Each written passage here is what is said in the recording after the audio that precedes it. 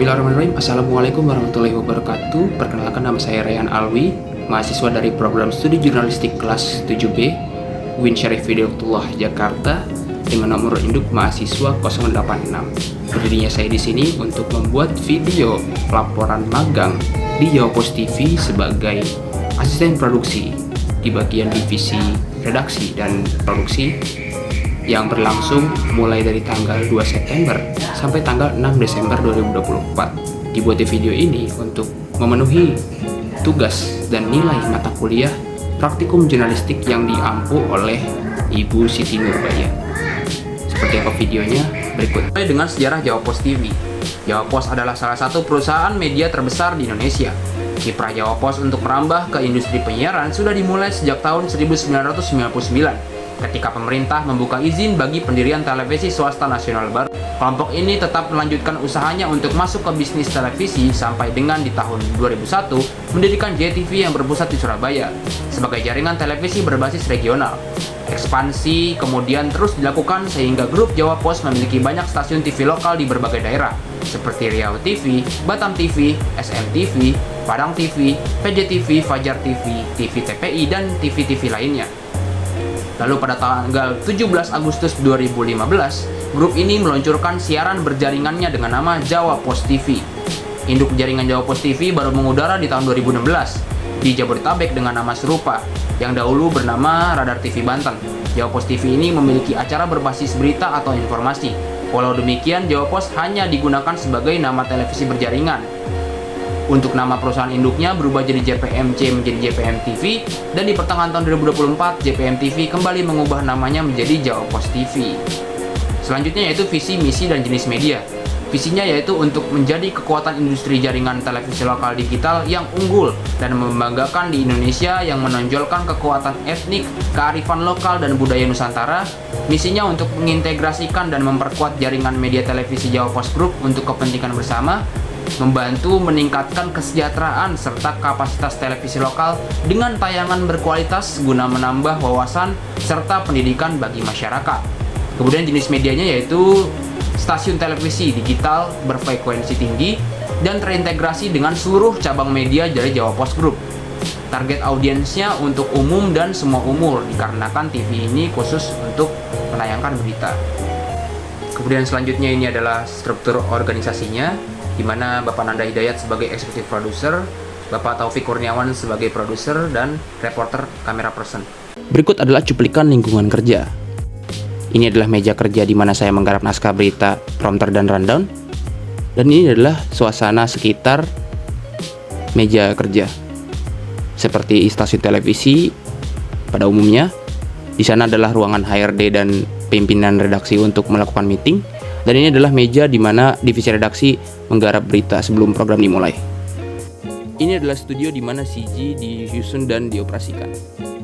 Di mana disusun dioperasikan sebelum acara dan program disiarkan. Ini adalah tempat di mana news anchor dan campers melakukan siaran. Badan Pengawas Pemilu Kota Tangerang telah memanggil Kepala Dinas Pendidikan Kota Tangerang Jamaluddin sebagai terlapor dalam kasus dugaan serangan. Untuk job desk yang diberikan kepada saya pada program magang di Jawa Pos TV yaitu sebagai asisten produksi pada acara BBJ Berita Banten Jawara yang memiliki jadwal tayang pukul setengah 6 sore sampai jam 6 sore waktu Indonesia Barat, dan Nusantara Kini yang tayang mulai jam 8 malam sampai jam 9 malam waktu Indonesia Barat. Selain jobdesk indoor sebagai asisten produksi, saya juga berkesempatan melakukan jobdesk outdoor sebagai wartawan lapangan untuk mencari bahan berita mulai dari pagi hari sekitar 7 sampai 8 jam sebelum acara tersebut dimulai. Jika dirinci setiap jobdesk saya yaitu yang indoor sebagai asisten produksi, yakni membuat dan menyusun teks mentah liputan menjadi paket berita dan prompter sesuai kebijakan redaksional dan kaidah jurnalistik yang berlaku, menyusun prompter untuk dibacakan oleh presenter atau news anchor berita, menyusun rundown acara 15-30 menit sebelum acara dimulai, menyusun dan mengoperasikan CG atau karakter generator atau running text saat program dimulai, dan mengisi suara paket berita sebagai VO atau voice over untuk diputar saat program berlangsung. Untuk jobdesk outdoornya sebagai jurnalis lapangan melakukan wawancara mendalam ataupun doorstop dengan narasumber dan vox pop dengan masyarakat.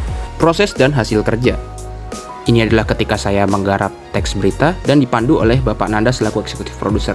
Ini adalah teks berita, naskah untuk di-VO-kan, dan ini adalah proses saat pengambilan voice over. Sebanyak 301 dari 566 orang yang memiliki hak pilih di rutan kelas 2B Pandeglang mengikuti proses pemungutan suara Pilkada Serentak 2024 di TPS lokasi khusus 901 pada Rabu pagi. Pencoblosan dilakukan dengan membuka 4 buah bilik suara di aula rutan kelas 2B Pandeglang.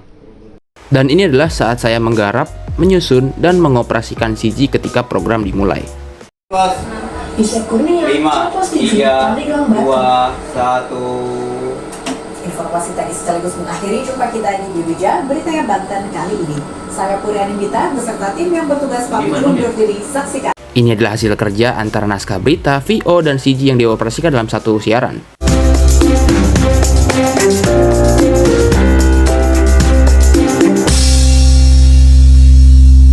Jelang penerapan opsen pajak, Bapenda menggelar rapat kinerja teknis akhir dengan para pegawai. Rapat ini bertujuan untuk membangun sinergitas dalam pengelolaan absen pajak berupa pajak kendaraan bermotor, biaya balik nama kendaraan bermotor, dan mineral bukan logam dan batuan. Jelang pemberlakuan opsen pajak, Bapenda Banten menggelar rapat kerja teknis akhir dengan tema sinergitas potensi dan validasi data tunggakan pajak daerah. Rapat dihadiri perwakilan pegawai Samsat di masing-masing daerah. Dalam kesempatan ini, pemerintah Provinsi Banten memberikan pemahaman terkait opsen pajak, di mana pemerintah kabupaten kota harus lebih aktif dalam mengejar potensi pendapatan dari sektor pajak kendaraan. Diketahui dalam melaksanakan opsen pajak ini, perlu saling berbagi peran agar potensi pendapatan dapat dicapai dengan maksimal. Kepala Bidang Pengelolaan Pendapatan Bapenda Banten, Iswandi Saptaji menjelaskan, dalam Peraturan Dalam Negeri Nomor 15 tentang penyusunan APBD tahun 2025, pemerintah daerah harus memberikan estimasi opsen kepada pemerintah kabupaten kota. Setelah data estimasi opsen pajak diberikan, selanjutnya pemerintah kabupaten kota bisa mengejar estimasi opsen tersebut dengan cara memaksimalkan potensi pajak kendaraan di daerahnya masing-masing, termasuk kendaraan yang menunggak pajak. Kita harus mengeluarkan estimasi opsennya dulu gitu kan. Ini loh opsennya misalnya satu kabupaten bisa Kota Serang misalnya 62 miliar. Itu kan baru estimasi. Bisa di atas, bisa di bawah kan. Nah, ini tapi kan karena di dalam APBD struktur harus muncul, makanya estimasi dulu. Nah, untuk bisa memunculkan maksimal minimal itu kabupaten kota harus berperan, disitulah yang kita butuhkan seperti itu. Nah, melalui kegiatan ini, sinergitas ini, mereka juga jadi paham gitu kan. Estimasi opsen pajak bergantung pada banyaknya jumlah kendaraan di setiap daerah. Estimasi opsen pajak di Tangerang Raya akan berbeda dengan daerah Serang karena perbedaan jumlah kendaraan di masing-masing wilayah. Suhendi, Jawa Post TV, Kota Serang, Banten. Wisata Perahu jadi favorit warga. Isi waktu akhir pekan, informasinya usai jeda.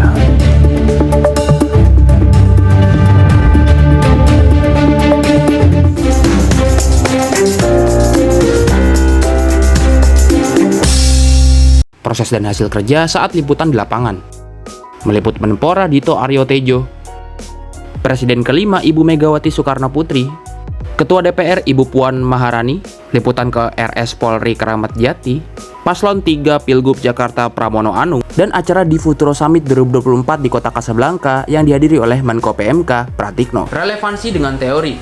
Selama melaksanakan kegiatan magang, saya merasakan sekali banyak dari mata kuliah yang pernah dipelajari di Prodi Jurnalistik terpakai saat mengemban jobdesk yang diberikan dari Jawa Post TV. Dengan segala ilmu dan teori yang telah saya pelajari, mata kuliah seperti bahasa jurnalistik yang dipelajari semester 3 yang dulu diajarkan oleh Bu Fauziah, kemudian jurnalistik TV dan radio yang diajarkan oleh Bapak Deden, dan jurnalistik foto yang diajarkan oleh Bapak Fadin yang dipelajari semester 4. Kemudian teknik menulis editorial semester 5 yang diajarkan oleh Bapak Helmi, dan produksi TV dan radio juga semester 6 lalu yang diajarkan oleh Pak Deden juga sangat berguna sekali dan terpakai di program pemagangan ini. Juga mata kuliah teknik wawancara dan reportase yang diajarkan juga oleh Bapak Deden yang dipelajari semester 5 ini sangat bermanfaat saat saya melakukan wawancara dan doorstop dengan narasumber seperti public figure dan juga pejabat-pejabat pemerintahan. Sama yang sebelumnya setelah saya pelajari ini, membuat saya bisa menguasai dan melakukan setiap job desk yang diberikan dengan baik. Selanjutnya yaitu tantangan dan solusi. Yang pertama, tantangannya yaitu pemahaman alur produksi berita, yang menjadi kendalanya sulit memahami alur kerja produksi berita dalam 2 hari pertama masa magang. Solusinya yakni bertanya kepada eksekutif produser yaitu Bapak Nanda Hidayat dan mencatat tahapan kerja untuk memudahkan adaptasi. Yang kedua, penulisan naskah berita. Kendalanya yakni kesulitan menuliskan naskah berita sesuai dengan kaidah yang berlaku. Solusinya meminta masukan dari asisten produksi dan mempelajari contoh naskah sebelumnya. Selanjutnya, ini yang paling terasa yaitu tekanan waktu. Kendalanya itu kesulitan menyelesaikan tugas dengan cepat, terutama saat menyusun rundown dan prompter mendekati acara dimulai. Solusinya yaitu melatih efisiensi waktu, belajar gesit, belajar cepat, membuat prioritas tugas, dan mempercepat pengerjaan. Selanjutnya, adaptasi dengan tim redaksi. Yang menjadi kendala yaitu canggung beradaptasi dengan lingkungan kerja yang baru. Solusinya membangun komunikasi yang baik, bersikap proaktif terhadap kru dan tim kerja, dan menerima masukan dari sesama. Keterampilan yang diperoleh. Yang pertama, proses produksi berita televisi. Memahami alur produksi berita mulai dari pencarian informasi, liputan ke lapangan, hingga penyiaran berita secara terstruktur dan terjadwal. Yang kedua, pembuatan rundown program, membantu menyusun rundown program BBJ dan Nusantara Kini, termasuk pengaturan susunan berita, durasi segmen, dan waktu tayang. Yang ketiga, liputan lapangan, mengikuti peliputan bersama reporter lapangan, melakukan wawancara dan doorstop atau vox pop, dan mengumpulkan fakta di lapangan. Keempat, penulisan naskah berita, dilatih menulis naskah berita yang singkat, padat, dan informatif. Yang kelima, penggunaan software produksi TV, menggunakan Adobe Audition untuk keperluan voice over, teleprompter untuk membuat dan menyusun prompter, dan visual 3D CG untuk memproses CG dan membuat atau mengoperasikan CG. Yang keenam, teamwork dan komunikasi, bekerja secara kolaboratif dengan produser, reporter, editor, dan kru teknis, meningkatkan kemampuan komunikasi kerja sama tim. Kesimpulannya yaitu program magang di Jawa Post TV telah memberikan pengalaman yang sangat berharga, baik dalam pengembangan keterampilan jurnalistik maupun peningkatan kemampuan profesional. Pengalaman ini memberikan pemahaman mendalam tentang dinamika kerja di industri media, terutama dalam menjaga kualitas dan kredibilitas pemberitaan. Magang ini memungkinkan saya untuk menerapkan teori jurnalistik ke dalam praktik nyata dan pengembangan keterampilan teknis seperti pengisian voice over, penulisan naskah berita, penggunaan perangkat produksi, serta penyusunan rundown dan prompter berita. Di sisi pribadi, saya belajar beradaptasi dengan lingkungan kerja yang dinamis, bekerja di bawah tekanan waktu dan deadline, dan meningkatkan kepercayaan diri, kemandirian, serta kedisiplinan. Secara keseluruhan, pengalaman ini mempersiapkan saya untuk menghadapi tantangan dunia kerja yang sesungguhnya di bidang jurnalistik televisi, sekaligus memperkuat komitmen saya untuk terus belajar dan berkembang. Saran untuk Jawa Post TV, saya sangat berterima kasih kepada Jawa Post TV yang telah memberikan ilmu dan pengalamannya selama magang. Namun, sistem magang yang unpaid atau tidak digaji perlu dipertimbangkan ulang. Untuk kampus diharapkan lebih memperhatikan jadwal dan kesempatan mahasiswa dalam mencari lowongan magang. Saat KKN, saya agak dicecar atau sempat kesulitan mencari tempat magang, hingga harus mengandalkan relasi teman dekat. Bahkan di tengah kesibukan liputan saat saya sudah magang, saya masih mendapatkan permintaan bantuan dari teman yang bingung dalam mencari magang atau lowongan magang. Hal ini menunjukkan bahwa kampus perlu lebih peduli dan proaktif dalam mendukung mahasiswa selama proses praktikum jurnalistik berlangsung. Mungkin itu saja video laporan praktikum jurnalistik dari saya. Saya mengucapkan banyak terima kasih kepada Bapak Nanda Hidayat dan Bapak Taufik Kurniawan sebagai eksekutif produser dan asisten produksi di bagian divisi redaksi dan produksi, atas ilmu yang telah diberikan kepada saya, atas semua yang telah diajarkan kepada saya selama di Jawa Post TV. Saya juga mengucapkan terima kasih kepada Ibu Siti Nurbaya yang telah mengampu mata kuliah praktikum jurnalistik. Mungkin itu saja dari saya. Kurang lebihnya mohon maaf. Wassalamualaikum warahmatullahi wabarakatuh.